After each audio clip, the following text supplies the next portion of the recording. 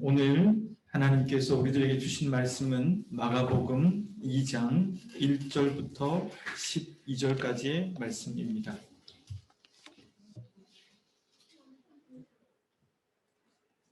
마가복음 2장 1절부터 12절까지의 말씀입니다.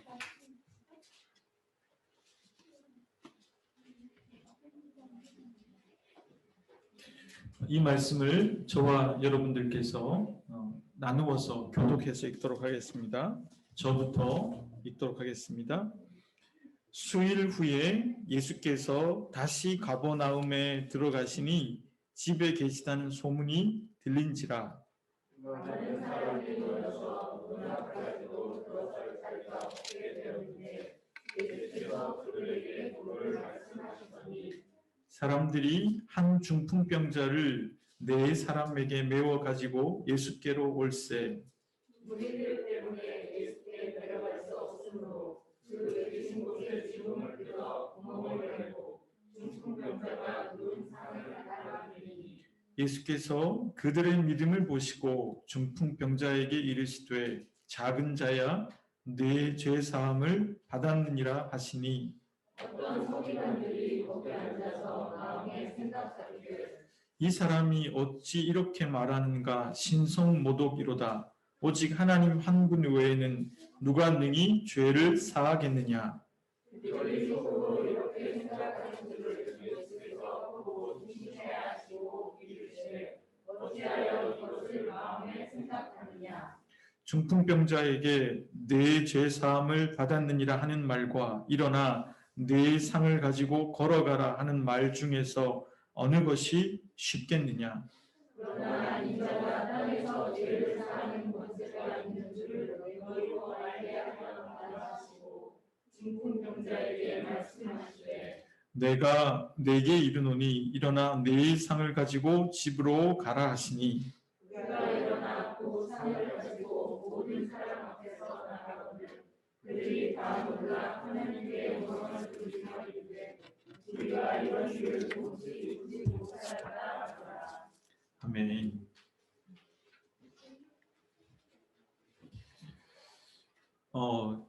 성경은 많은 부분에 이야기로 되어 있습니다. 그렇죠? 성경은 문학 장르로 보면 이야기로 된 것도 있고 논리적인 논문같이 쓴 글들도 있습니다. 대표적으로 바울의 글들이 그러하죠. 이거를 강화체라고 얘기하는데 바울의 글들은 논리적인 순서로 되어 있습니다.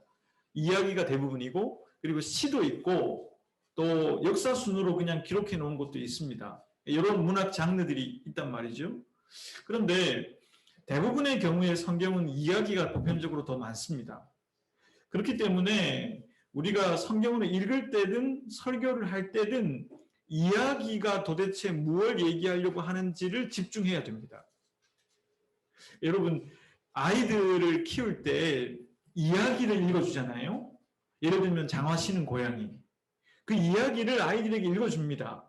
아이가 그 뜻이 무슨 뜻인지 알지 못해요. 그런데 나중에 본인의 지성이 생기고 사고할 수 있는 능력이 생기면 이런 생각을 하는 거죠. 왜 장화 신은 고양이는 쥐를 잡아먹는 것보다 멋지게 보이는 것 때문에 속았을까? 그렇죠? 아니, 그 멋지게 보이는 게 뭐 그렇게 중요하다고 생존이 달린 문제를 아무 생각 없이 속았을까? 이런 생각을 해보는 거 아니겠어요? 중요한 건 이야기 자체예요. 그런데 오늘날 많은 한국 교회의 강단을 보면 이야기가 사라졌어요.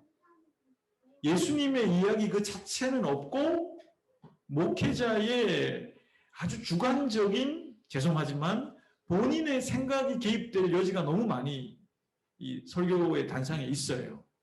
그게 설교의 단상이 성경의 가치를 오히려 왜곡하거나 회복하지 못하게 만들어보는 이유가 되고 있다고 생각해요. 그렇기 때문에 저희의 설교의 지로는 여러분들이 들으셔서 아시지만 철저하게 본문을 얘기하는 거예요. 이야기하는 거예요. 이야기하듯이.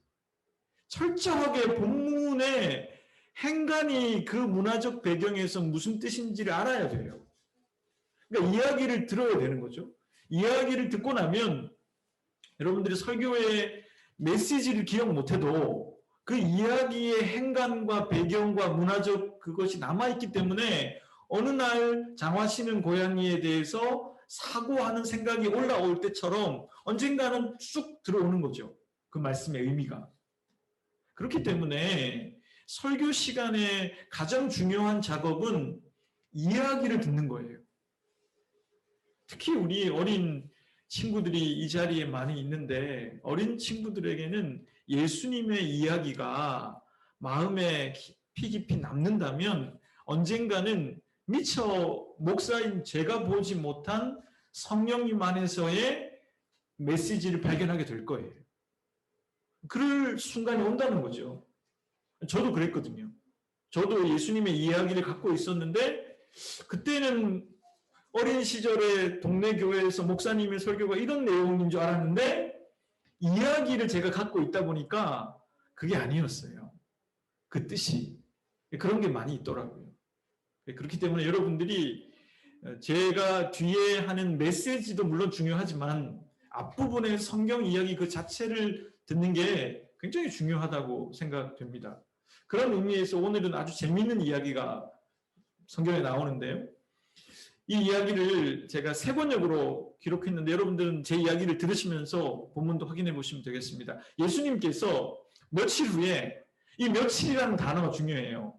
며칠이라는 건 예수님이 가버나움에 머물렀다가 며칠 동안은 어쩔 수 없이 딴 데 가셨잖아요. 왜요? 가버나움은 예수님이 최초로 회당에서 설교하신 곳이잖아요. 설교자로 데뷔하신 곳이 어디입니까? 가버나움이에요. 그리고 거기서 최초로 귀신을 쫓아내신 곳이잖아요. 최초로 베드로의 장모를 고치신 곳이잖아요. 그러니까 수많은 사람들이 몰려들어서 가버나움이 무슨 병원같이 돼버린 곳이잖아요. 그래서 예수님 어쩔 수 없이 떠나셨어요. 어디로? 갈릴리 근처의 다른 도시로. 베세다, 바로 옆에 있는 곳, 아니면 막달라 지역, 아니면 달마누다 지방, 이런 지방으로 전도 여행을 하시다가 지난주 살펴봤던 중풍병자, 한센병자 이야기, 그 이야기가 어떤 지역인지는 모르지만 갈릴리 근처의 어느 지역이었을 거라고요. 대표적으로 기록해 놓은 거죠. 그런 다음에 며칠, 그러니까 다른 갈릴리 근처를 며칠 동안 여행한 다음에 예수님이 어디로 돌아오셨습니까? 가버나움에 돌아오셨어요. 가버나움에는 누구의 집이 있었어요? 베드로의 집. 근데 이제 요즘에 이제 밝혀지는 게 이 집이 어디였을까? 다시 오셨을 때 이게 이제 좀 논란거리입니다. 신학적으로. 어떤 학자들은요, 대표적으로 톰 라이트 같은 학자들, 요즘에 전 세계에서 신약 학자 중에 가장 유명한 사람이 톰 라이트예요. 톰 라이트는 이게 예수님의 집이었다고 해석을 해요.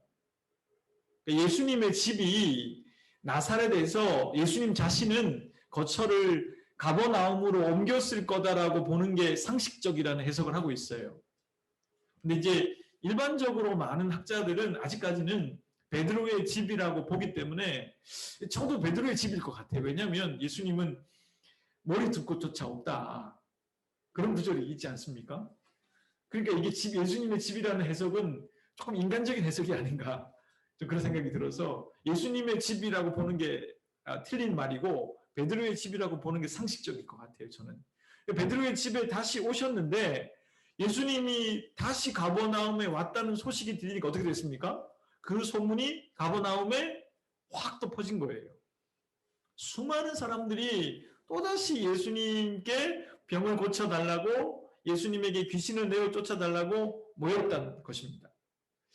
근데 예수님이 이번에는 좀 다른 모습을 보이십니다. 본문을 보면 그들에게 뭘 하셨다? 말씀을 전하셨다. 그러니까 여러분 첫 번째 가버나움에서는 회당에서는 설교했지만 베드로의 집에서 설교했다는 기록이 없습니다. 그러니까 예수님께서는 회당이 아닌 일반 가정에서 최초의 말씀 선포가 있었는데 그게 어디였다고요? 베드로의 집이었다는 거예요. 그러니까 처음하고는 조금 다른 모습을 보인다는 것이죠. 이러고 있는데 이제 누가 나오냐면 등장인물로 한번 따라해 보겠습니다. 중풍병자. 이 중풍병자는요, 온몸이 사지가 마비되는 병이잖아요. 이게 거동이 불편한 병이에요. 그래서 친구 4명이 이 중풍병자를 너무 사랑했던 것 같습니다. 어떻게 하면 이 사람을 친구를 고치게 할 수 있을까 고민하던 찰나에 소문을 듣게 됐어요. 누가 왔다고? 예수라는 사람이 다시 베드로의 집에 와 있다라는 소문을 듣게 됐다는 것입니다. 그래서 이 사람들이 이 중풍병자를 어떻게 데리고 갈까 고민하다가 아마 회의도 했을 것 같습니다. 그래서 어떻게 데리고 가는 게 좋을까? 성경에 안 나오지만 제 추측입니다만 그렇지 않았겠어요? 힘이 센 사람이 들고 가자 그냥 이렇게 말했을 것 같아요. 그래서 성경에 보면 상을 들고 갔다고 돼 있지만 사실은 정확한 번역은 매트리스채 간 거예요. 그러니까 여러분들 상상하시기를 매트리스를 들었다고 생각하시면 돼요. 그러니까 그들의 매트리스, 우리로 치면. 그래서 요즘 번역은 매트리스로 번역하는 번역도 나오기 시작했어요. 그러니까 매트리스 채 이 중풍병자를 데리고 가면 되겠구나 생각했었어요. 그런데 데리고 가보니까 큰 문제가 생겼어요. 무슨 문제가 생겼어요? 문 앞에 누가 가득합니까? 수많은 사람들이 있었어요. 이때 여러분 좀 유식한 표현 나오잖아요. 입추의 여지가 없다. 뭐예요? 바늘 하나 꽂을 여유가 없을 정도로 사람들이 빼곡했다는 거 아니겠어요? 그런 상태니까 여기는 불리해요, 조건이. 왜 불리합니까? 불리해요. 상까지 들었잖아요. 매트리스채 어떻게 예수님께 가겠어요? 어떻게 좀 혼자면 삐치고 들어갈 텐데. 이런 상황이 됐기 때문에 이 친구들이 망설였을 것 같습니다. 이 난관 앞에서. 안 되나 이거? 그런데 이 사람들이 거기서도 회의했을 것 같아요. 어떻게 할까? 회의를 하다가 이 중에 아주 좀 그쪽으로 은사가 있는 형제가 있었겠죠? 이 기지가 있는 형제들이 있잖아요. 예, 순간적으로 탁. 이 사람이 머리를 쓴 거예요. 어떤 머리를 썼냐면 팔레스타인의 집 구조를 이해하고 있었어요. 여러분 팔레스타인의 집은요. 지붕이 우리처럼 되어 있지 않습니다. 나무를 대충 얼기설기 엮고 거기에 지점토를 발라요. 진흙을. 그래서 막는 거예요. 그렇게 해놓으면 어떻게 될까요? 한 1, 2년 지나면요. 어떻게 될까요? 수리를 또 해야 돼요. 지점토 발라야 돼요. 그렇기 때문에 너무 귀찮아서 옥상으로 올라가는 계단 만드는 구조였어요. 왜냐하면 지붕 수리 때문에. 그러면 그걸 이해하고 있었던 한 친구가 기지를 발휘한 거죠. 우리 그냥 달아내리자. 그때 힘이 있는 친구가 말했겠죠. 자신 있어 그건. 그러지 않았겠습니까? 그래서 이 4명의 친구가 달아내린 거예요. 이렇게. 지붕을 뚫어가지고. 왜냐하면 지붕 얼마든지 뚫을 수 있으니까. 이렇게 예수님께로 달아내렸습니다. 지붕에서 갑자기 뭐가 내려오니까 사람들이 주목하지 않을 수 없었을 거예요. 이거는 정말 기지죠. 그렇죠? 정말 대단한 방법이에요. 창의적인 접근이에요. 위에서 뭐가 내려오니까 예수님도 상황을 이해하셨겠죠. 그렇죠? 아, 저 사람 아픈 것 같고 위에 보니까 뚜껑 열려 있고 4명의 친구가 힘쓰고 있죠. 용을 쓰고 있었을 거 아니에요? 그때 예수님이 뭐라고 말씀하셨냐면 그들의 믿음을 보셨다 그랬어요. 성경에 따르면. 여기서 말하는 그들은 누구예요? 이 중풍병자의 믿음이 아니잖아요. 왜냐하면 복수를 썼으니까. 단수가 아니거든요. 그렇기 때문에 그들의 믿음인 거예요. 그 4명의 믿음을 보신 다음에 예수님이 이 사람에게 이렇게 말씀하셨어요. 따라해 볼까요? 이 사람아, 내 죄가 용서받았다. 예, 이렇게 예수님이 말씀하셨다는 거예요. 여러분 이것도 참 특이한 표현 아니에요? 처음 있는 표현이잖아요. 왜냐하면 예수님은 그 전에 환자를 고칠 때 병을 고치셨지 죄를 용서하시지 않으셨어요. 그 기록이 없습니다. 그러니까 이번에 찾은 가버나움에서 예수님은 처음 보는 모습을 많이 보이고 계세요. 그렇죠? 아, 오셔서 설교도 하시고 그 사람의 병을 고치기 이전에 죄 용서를 먼저 선포하셨어요. 이 죄 용서를 딱 선포하니까 거기에 여러분 원래 그 사람들이 많이 모이는 곳에는 누가 많이 모입니까? 사람들이 많이 모이는 곳에는 누가 모이죠? 정치인들이 모입니다, 일단. 두 번째는 누가 모일까요? 종교인들이 모입니다. 죄송하지만. 그러니까 여기에 누가 와 있냐면 서기관들이 와 있었어요. 참 대단해. 어떻게 알았을까, 그거를. 서기관들이 와 있었어요. 여러분, 우리 배웠잖아요. 서기관은 뭐 어떤 사람들이에요? 아는 거를 중요하게 생각하는 사람들이잖아요. 바리새인들은 행하는 거. 서기관들은 아는 거를 중요하게 생각하는 사람들인데 이 사람들이 알고 있는 게 있어요. 죄의 용서는 누가 할 수 있냐면 오직 하나님의 고유 권한이에요. 하나님만이 사죄 선언을 할 수 있어요. 그리고 예루살렘에 있는 대단한 제사장들 몇 명, 그러니까 여기 이 시골 가버나움에 있는 제사장 정도는 안 돼요. 적어도 죄 용서를 받으려면 어디를 가야 돼요? 예루살렘 정도는 가줘야 되는 거예요. 그런데 어디 여기서 시골 촌뜨기 선지자인지도 모르는 제대로 신학교도 나오지 않은 예수라는 작자가 사죄 선언을 하니까 서기관들이 엄청 화가 났을 거 아니에요. 그들이 바로 얘기했습니다. 신성모독이다. 그들이 할 수 있는 멘트잖아요. 신성모독이다. 그들이 알고 있는 걸 위배되니까. 이 사람들은 알고 있는 걸 위배되면 가만히 안 있거든요. 그래서 말을 시작했어요. 잘못됐다. 그랬더니 예수님이 긴 문장을 사용하셨는데 이렇게 말씀하셨다는 거예요. 같이 읽어보겠습니다. 시작. 어찌하여 너희는 마음속에 그런 생각을 품고 있느냐. 중풍병자에게 내 죄가 용서받았다 하고 말하는 것과 일어나서 내 자리를 걷어서 걸어가거라 하고 말하는 것 가운데서 어느 쪽이 더 말하기가 쉬우냐. 그러나 인자가 땅에서 죄를 용서하는 권세를 가지고 있음을 너희에게 알려주겠다.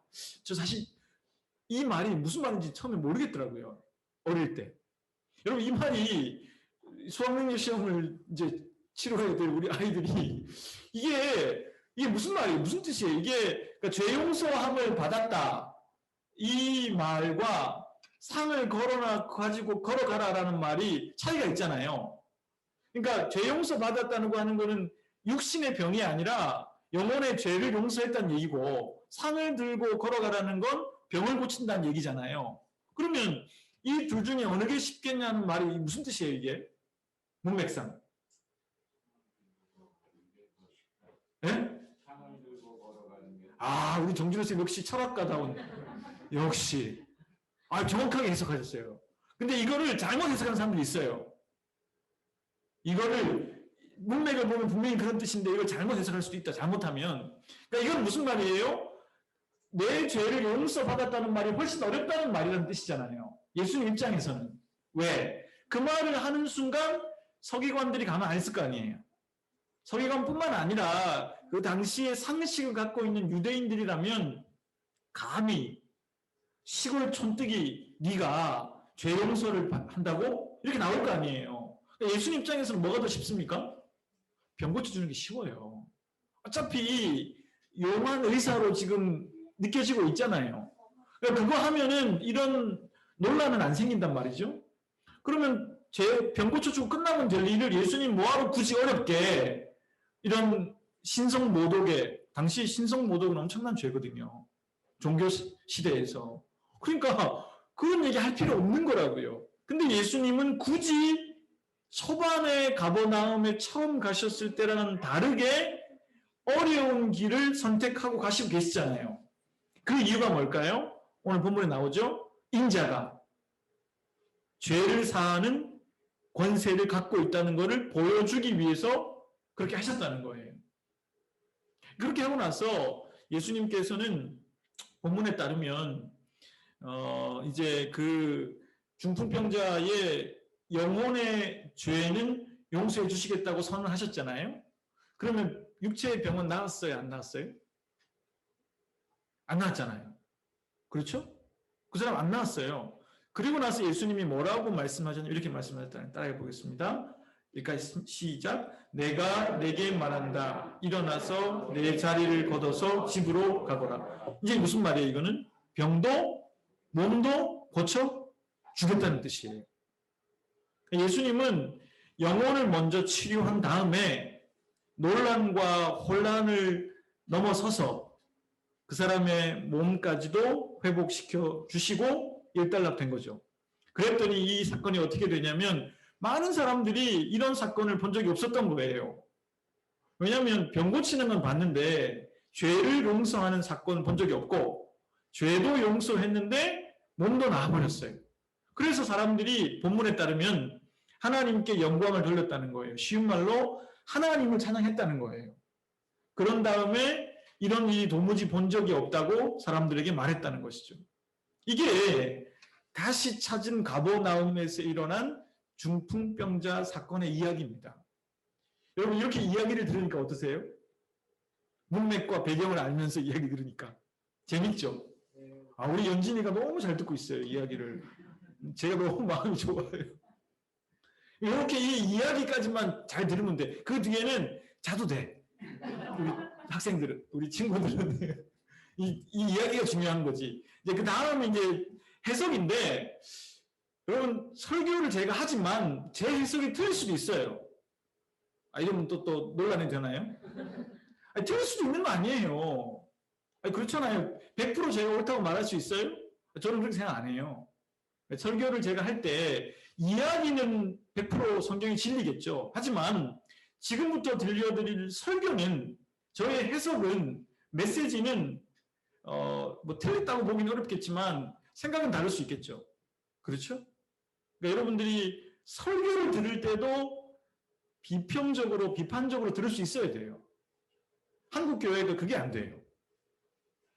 목사님을 너무 신성시하다 보니까 비판하면 큰일 나는 줄 알고, 가다가 예배 끝나고 하다 교통사고 나는 줄 알고 그렇지 않습니다. 전혀 그렇지 않아요. 그러니까 제가 이렇게 말씀드리는 건 저는 최선을 다해서 준비하지만 여러분들은 들으실 때 비판적인 성찰을 하고 들으셔야 돼요. 이해되시죠? 자, 그러면 이제 해석을 해볼 텐데, 저는 첫 번째 오늘 이 성경이 우리에게 성령님이 주려고 하는 메시지는 가버나움의 메시지인 것 같아요.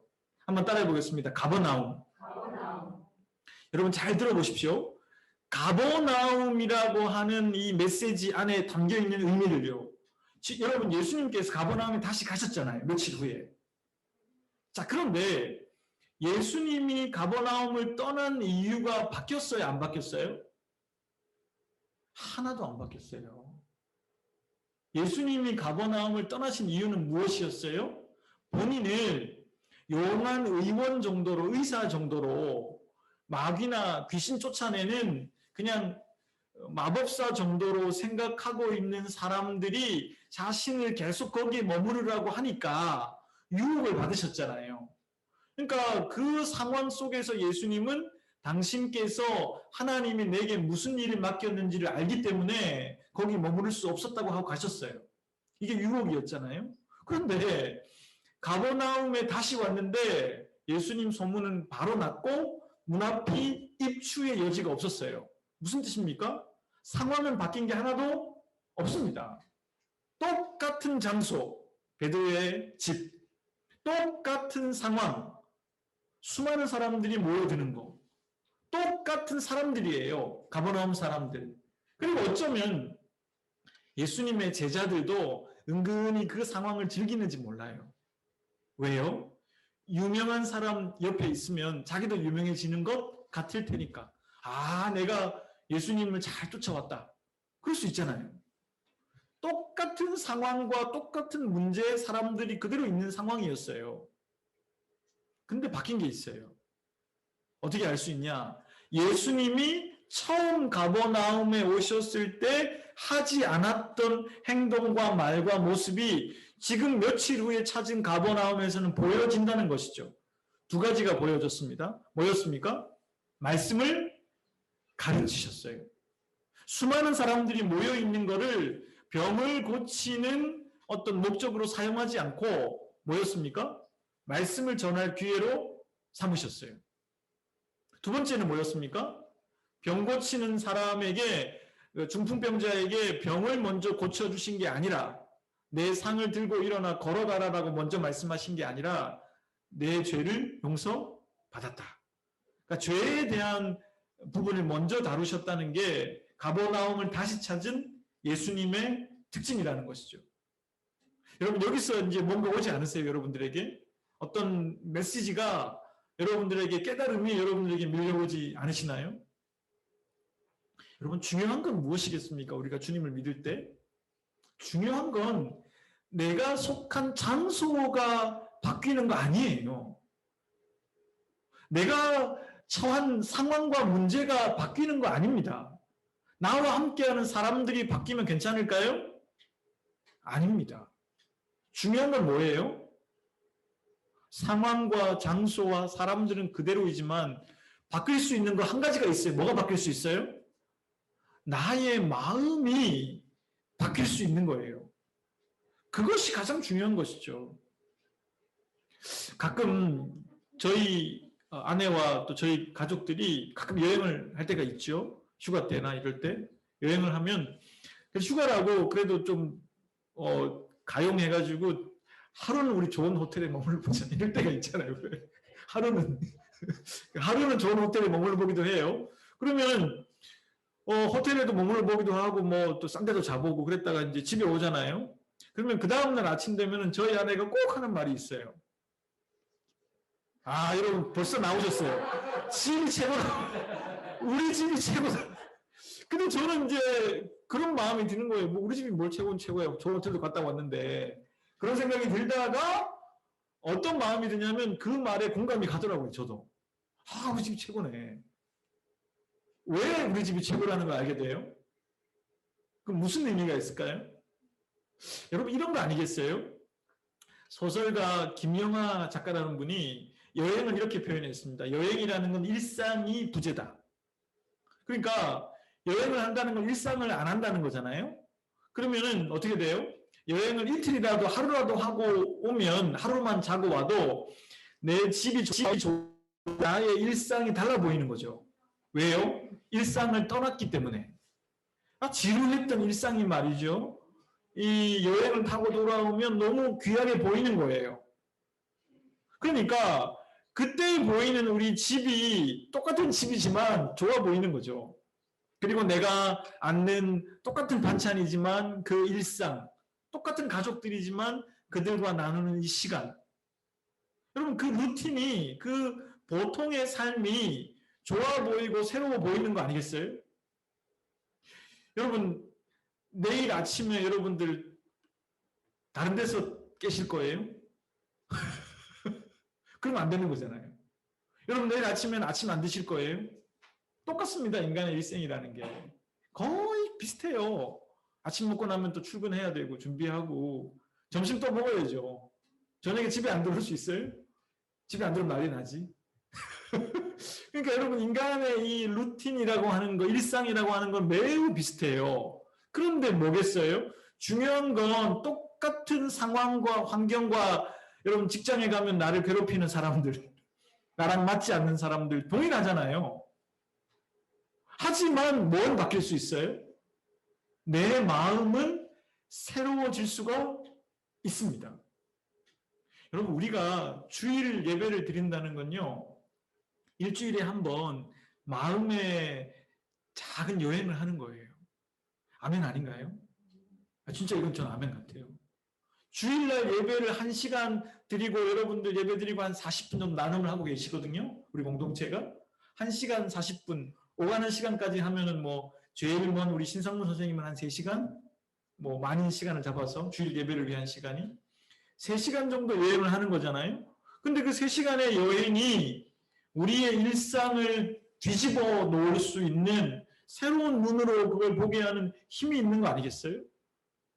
마치 예수님이 가버나움에 다시 오셨을 때 똑같지만 본인만 달라지셨듯이. 그렇죠? 여러분, 저는 우리 여러분들이 주일 예배를 드릴 때마다 똑같은 월요일 아침을 맞겠지만 매번 여러분들 자신은 새로워지기를 간절히 바랍니다.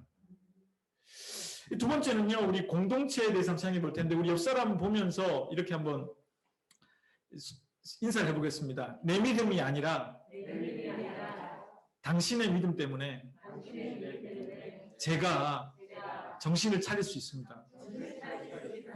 아멘. 여러분, 오늘 본문에서 참 감사한 표현이 나와요. 누구의 믿음이었어요? 그들의 믿음. 이게 헬라어로 봐도 3인칭 복수를 썼어요. 유진 피터스는 메시지 번역에서 이거를 이렇게 번역했어요. 과감하게. 헬라어도 없는데 담대한 믿음. 헬라어에 없어요. 이거는. 근데 유진 피터스는 담대하게 담대한 믿음이라고 번역해야 된다라고 썼어요. 자, 그러면 상식적으로 그러면 그 담대하다는 거는 중풍병자의 믿음일 리는 없잖아요. 그렇죠? 중풍병자가 뭘 할 수 있었겠어요? 그 믿음이라고 하는 거는 당연히 그 4명의 믿음이에요. 그럼 그 4명의 믿음은 뭔가요? 이 정도로 정리할 수 있을 것 같아요. 첫 번째는 내 친구를 낫게 해야 되겠다는 사랑. 그렇죠? 두 번째는 저 예수라는 사람을 가만히 보니까 우리 친구의 중풍병을 고칠 수 있겠다는 믿음. 세 번째는 지금까지의 예수의 소문을 들어보니까 불쌍한 우리 친구를 그냥 내버려 두지는 않겠다는 믿음. 아마 이 3가지 정도 정리할 수 있지 않겠어요? 이 3가지 믿음으로 예수님께 데려왔고 그 믿음은 난관을 만났어요. 뭐였습니까? 사람이 너무 많아서 매트리스 채 친구를 데려온 자기들에게는 예수님을 만나기에 불리한 조건이라는 걸 알게 됐어요. 하지만 그들의 믿음은 그걸 뛰어넘었잖아요. 그 담대한 믿음이라고 유진 피터스는 번역했던 것 같습니다. 적절한 번역이라고 볼 수 있죠. 자, 그런데 오늘 본문에서 우리가 깊이 생각해야 될 건 그들의 믿음을 왜 예수님이 강조하셨냐는 거예요. 이것은 우리가 공동체를 이룰 수밖에 없는 이유를 설명해 주고 있습니다. 여러분, 나 혼자 신앙생활 할 수 있지 않나요? 무교회 주의자처럼. 나 혼자 교회 예수 믿을 수 있잖아요. 가능합니다. 요즘은 특별히 그 인터넷에 동영상 공유 서비스 있잖아요. 너튜브. 너튜브를 통해서 엄청나게 많은 예배가 있잖아요. 예, 그렇게 예배 드리면 돼요. 그런데 아무리 코로나가 끝나고 포스트 코로나 시대가 되어서 사람들이 예배당에 안 가고 인터넷으로 예배를 드린다고 해도 그거는 교회라고 할 수는 없어요. 왜 그럴까요? 그거는 불완전해요. 왜냐하면 나 혼자 내 가족만 하나님을 믿는 그 일을 할 수 있을까요? 없을까요? 할 수 없습니다. 절대로. 내 믿음만으로 내가 내 믿음을 지킨다고요? 그건 교만한 생각이에요. 그건 정말 교만한 생각이에요. 내 믿음으로 내가 하나님을 제대로 믿고 제대로 산다? 아, 그거는 불가능합니다. 제가 보기에는. 오늘 본문이 그걸 말해주고 있어요. 예수님이 그들의 믿음 때문에 중풍병자를 고쳐주셨다는 건 그 의미를 포함하고 있는 것이죠. 여러분, 우리 부족한 인간이 하나님 어떻게 믿어요? 안 믿습니다. 아브라함도 얼마나 하나님을 안 믿습니까? 계속. 정신을 못 차리잖아요. 여러분, 결국에는 하나님이 우리를 공동체로 모아주시는 목적이 여기에 있는 것이죠. 우리가 공동체로 불편하고 힘이 든 부분이 있지만 공동체로 함께 여러분 그러니까 교회라고 하는 말 자체가 틀려먹은 거예요. 한국에서. 교회라는 말로 번역한 처치라고 번역되어 있는 헬라어 에클레시아는요. 우리가 생각하는 그런 교회가 아닙니다. 에클레시아 밖으로 나온 사람들의 공동체예요. 밖이라는 건 뭐예요?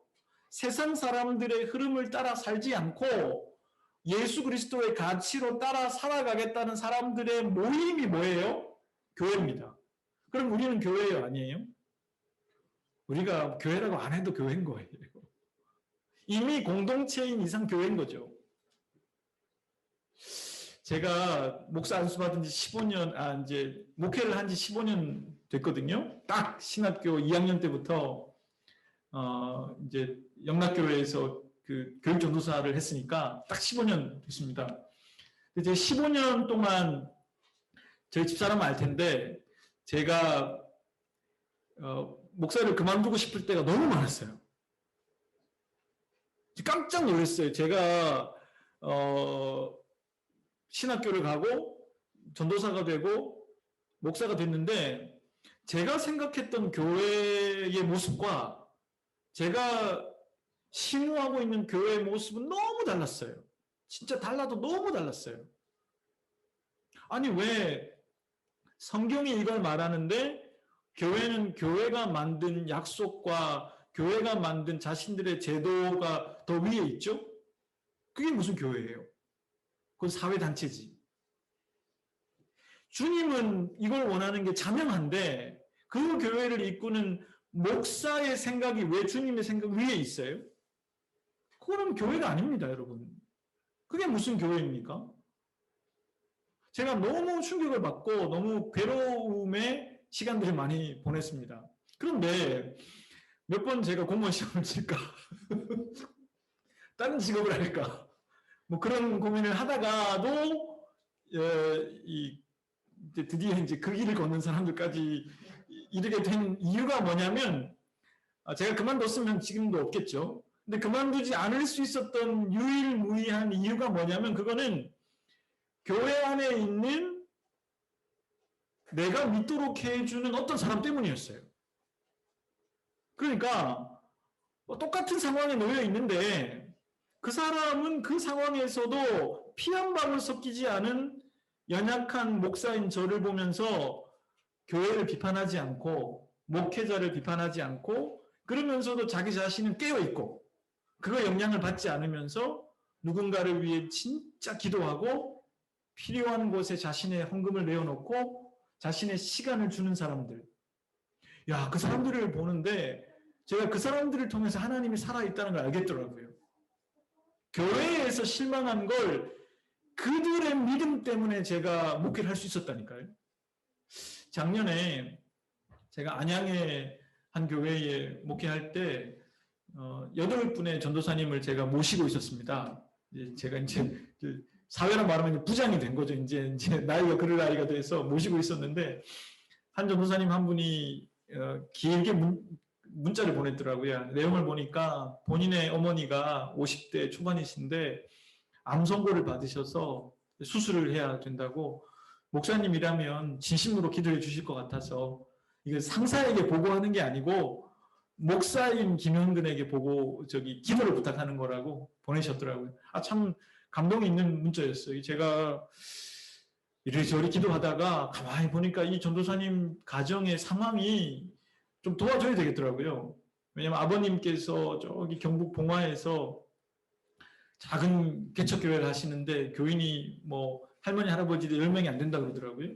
무슨 그 사례비가 있겠어요? 그리고 겨우 총회에서 주는 농촌 지원금 받아서 살고 계시고 그 와중에 또 자기 어머님은 그 다운 증후군을 앓고 있는 동생 둘을 데려다가 키우고 계신다 그러더라고요. 제가 너무 딱했어요. 암까지 걸리셨으니까. 제가 기도하다가 마음이 아파가지고 어떻게 도와줄까 하다가 뭐 제가 할 수 있는 게 별로 없어서 일단 담임 목사님께 말씀드리고 그다음에 우리 교육부에 임원들 총 9분 계신데 그분들에게 제가 좀 뭐 말씀드렸어요. 그래서 이제 우리 교육자들도 뭐 전도사님들이 무슨 돈이 있어요. 돈 내고 우리 또 저는 이제 그 뒤만 봤는데 기도만 했는데 놀랍게도 그 어머니의 수술비와 병원비가 다 나온 거 있죠. 마련이 다 됐어요. 그래서 그 전도사님께 전해졌어요. 그 전도사님이 참 울면서 저희 그 교회에 감사하는 모습을 봤어요. 제가 속으로 이런 생각이 들었어요. 이게 공동체가 아니면 이런 일이 있을 수 있겠는가? 이게 정말 피 한 방울 섞이지 않았는데 정말 주님을 믿는 사람들이 아니면 이게 가능하겠는가? 이런 생각이 많이 들었습니다. 그러니까 여러분 우리가 지금 이 공동체로 모여 있는 게 우연도 아니고요. 또 공동체로 모여 있는 게 우리 자신만을 위한 것도 아닙니다. 나로서는 믿음을 갖기 어렵기 때문에 우리가 이렇게 모여 있는 것이죠. 여러분들 때문에 제가 더 믿게 될 거고요. 또 저를 통해 여러분들이 더 믿게 되고요. 함께 믿음을 추구하는 것. 그게 바로 우리가 주님을 앞에서 이렇게 공동체로 모여 있는 까닭이겠죠. 오늘 여기까지만 하고 다음 주에 또 이어가도록 그게 좋을 것 같습니다.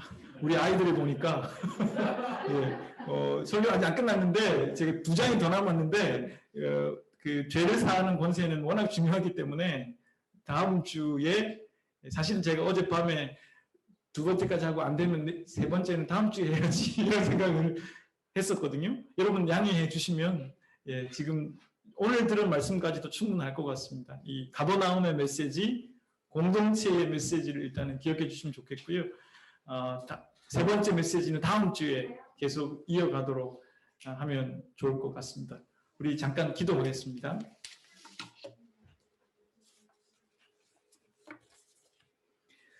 하나님, 이 시간 저희들이 당신의 말씀에 귀를 기울여 보았습니다. 늘 똑같은 상황과 장소, 사람들, 그 사람들과 만나는 속에 갈등과 번민은 계속되지만 저희들은 늘 말씀으로 우리 자신을 새롭게 함으로써 그 상황과 장소와 사람들이 다르게 보이게 되는 은혜를 입게 해 주십시오. 저희들에게 공동체를 허락해 주심은 저희들이 혼자서는 예수님을 제대로 믿기 어렵기 때문입니다. 나의 믿음만으로는 부족하기에 서로의 믿음으로 서로 버팀목이 되고자 합니다. 저희들이 그런 선한 영향력을 주고받게 해 주십시오. 예수님을 기억하기에 이 사순절의 하루하루가 더 의미 있기를 간절히 바라오며 예수 그리스도의 이름으로 기도드립니다.